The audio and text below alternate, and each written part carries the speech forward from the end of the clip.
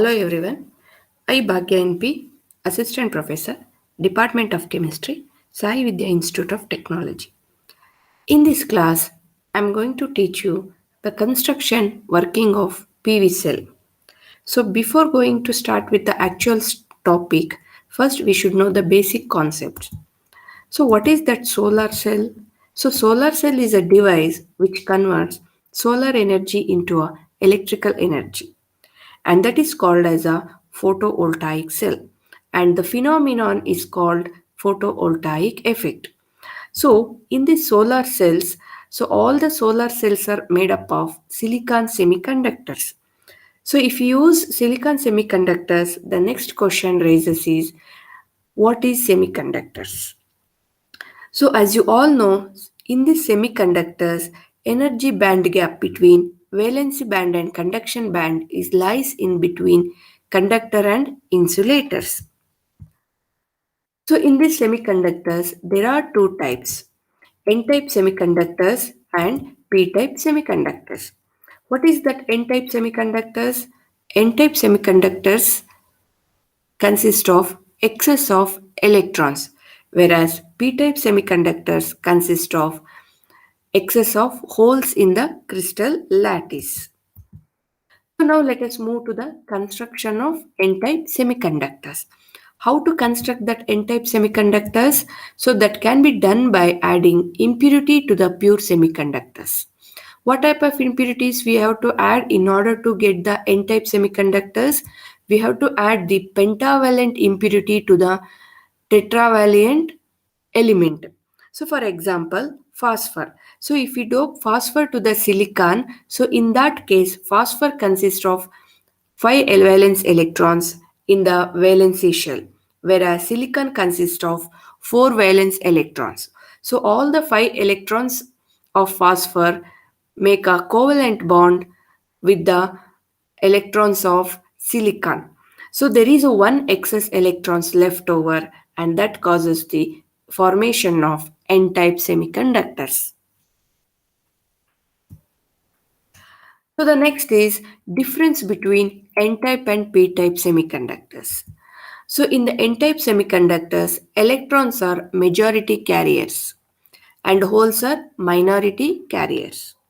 In P-type semiconductors, holes are majority carriers and electrons are minority carriers.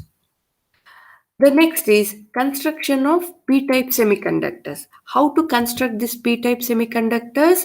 So it can be done by adding trivalent impurity to the pure semiconductors. So which is the trivalent impurity? Boron. So boron to the pure semiconductors, it may be a germanium. So boron consists of 3 valence electrons in the valency shell, whereas germanium atom consists of 4 valence electrons. So when we add boron to the germanium, it forms the 3 covalent bond, and one electron is left over in the germanium, so that causes the formation of holes. So in that way we can construct the p-type semiconductors. So the next is construction of p-n diode. So how to construct that p-n diode? So it can be done by joining n-type and p-type semiconductors, so that you can see it in this diagram. So this is a n-type semiconductors and this is p-type semiconductors. When we join n-type and p-type semiconductors to each other, so at the junction there is a formation of depletion region. So that causes the development of barrier potential.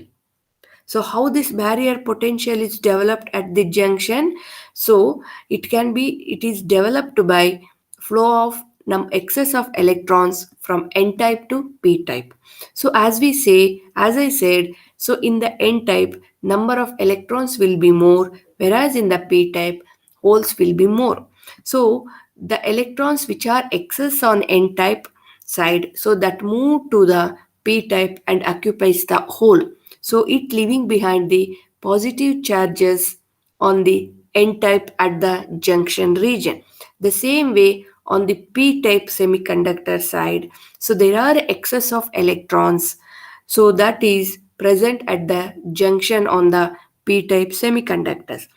So because of the opposite charges present on the both the type of the n-type and p-type semiconductors, it creates the electric field. Also it develops the potential, and that potential we call it as a barrier potential. So in the solar cell construction part, we are using the p-n junction diodes. We are not using separately p-type or n-type semiconductors. So now the actual concept starts photovoltaic cell. So what is that photovoltaic cell? So already I told that. So it is a device which converts solar energy into electrical energy. So how to construct this photovoltaic cell? So this is the construction of this diagram. So in this construction part, we are not using separately n-type or p-type semiconductors. Instead of that, here we are using p-n junction diode. Then what is the construction part? So this PV cell consists of p-n diode, which is coated with the anti-reflecting layer. So here the anti-reflecting layer we used is titanium oxide, and that is present at the top of this PN junction diode. And this PN junction diode, it provides two electrical contacts. One is in the form of metallic grid which is present at the top of the junction. Other one is a silver layer which is present at the bottom of the cell. The anti-reflecting layer which is coated at the top, so it is coated in between the metallic grid which allows sunlight to fall on the semiconductors. So this is the construction part of this PV cell. So the next we'll move on to the working. So once the sunlight is falls on this PV cell, so the anti-reflecting layer which is present on the top of this PN junction diode, it allows sun rays to pass through it, and that sun rays, it consists of a photon energy. So the energy of a photon is greater than the barrier potential. So that energy or that photon, so easily it breaks the barrier potential and it enters to the p-type semiconductors. And in the p-type semiconductors, all the holes are filled with the electrons. The sun energy, since the sun energy is more, so it once it enters to the p-type semiconductor where it knocks the electrons, so the ejected electrons move from p-type to the n-type. So later the electrons are moving from n-type to p-type through the external circuit. So because of flowing of electrons from n-type to p-type through the external circuit, there is a production of current takes place. So in that way, so the current is generated in the PV cell, or in that way the electrical energy is produced in the PV cell. So the whatever the electrons flowing from n-type to p-type through the external circuit, so once these electrons come back to p-type, again it recombines with the holes in the p region, and this process is continuous, and continuously there is a production of electrical energy from the solar energy. So this is the working of PV cell. The next we'll move on to the advantages of PV cell. So this PV cell is eco-friendly and it doesn't undergo any corrosion, and there is no moving parts in the PV cell, hence no wear and no tear. What are the disadvantages of PV cell?